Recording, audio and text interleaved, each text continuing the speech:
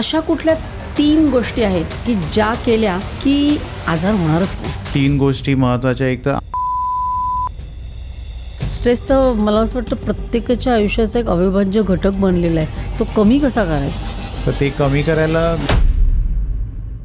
तुमच्याकडे अशा काही केसेस आहेत का की ज्याच्यामध्ये डायबिटीस ॲक्च्युली रिव्हर्स झाला आहे? आता आमच्याकडे एक 10वीची 10th स्टँडर्डची केस आलेली की फेब्रुवारी तिची एक्झाम होती 10वीची फायनल एक्झाम्स आणि नोव्हेंबर 2024ला डिटेक्ट झाला. म्हणजे 4 महिने आधी डिटेक्ट झाला. शुगर्स 300च्या वर गेले होते. सगळे घरी पॅनिक झाले कारण 4 महिन्यात एक्झाम होती 10वीची आणि मग सगळं ॲनालिसिस करून सेम सिक्वेन्सवर तिनं आम्ही आणलं आणि 3 महिन्यात तिचा HbA1c 7च्या आसपास आला. 10.5 वरून 10.5 होता? 10.5 होता. बापरे. पनीरची न्यूज पण बरीच डेंजरस येते. 83% सॅम्पल्स नकली निघतात. डेअरी इंडस्ट्री खूप रिस्की आहे आता. डेअरी इंडस्ट्री रिस्की काय आहे?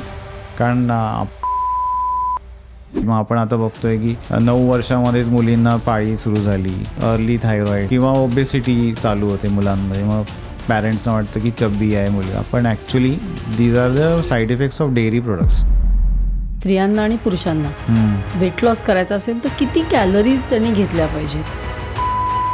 मग साधारण किती टक्के आपलं कार्बोहायड्रेट्स पाहिजे, किती टक्के फॅट्स पाहिजे आणि किती टक्के प्रोटीन्स पाहिजे? ताक सांगतो लोकांना की ताक तुम्ही 3 वेळेला घ्या, कारण आयुर्वेदामध्ये लिहिलेलं आहे ताक हे धरतीवरचं अमृत आहे. सगळ्यात जास्त चांगलं जर आपण म्हटलं प्रोटीन तर अंडी खाणं चांगलं ना? हां, बेस्ट. 1 अंड्यामधून 6 ग्रॅम प्रोटीन मिळतं. किती अंडी खाल्ली पाहिजे दिवसाला? स्टार्ट युअर डे विथ अक्रोड.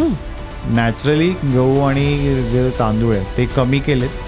शुगर एक कमी केली. पहिल्या महिन्यातच 3 किलो कमी व्हायला दिसायला लागतं. ते जे मेन 4 फॅक्टर्स आहेत डायबिटीजचे, जिथे या 4ही फॅक्टरवर कुठलं इंजेक्शन किंवा औषध गोळी नाही आहे. आयडियल असा आता मील प्लॅन काय पाहिजे?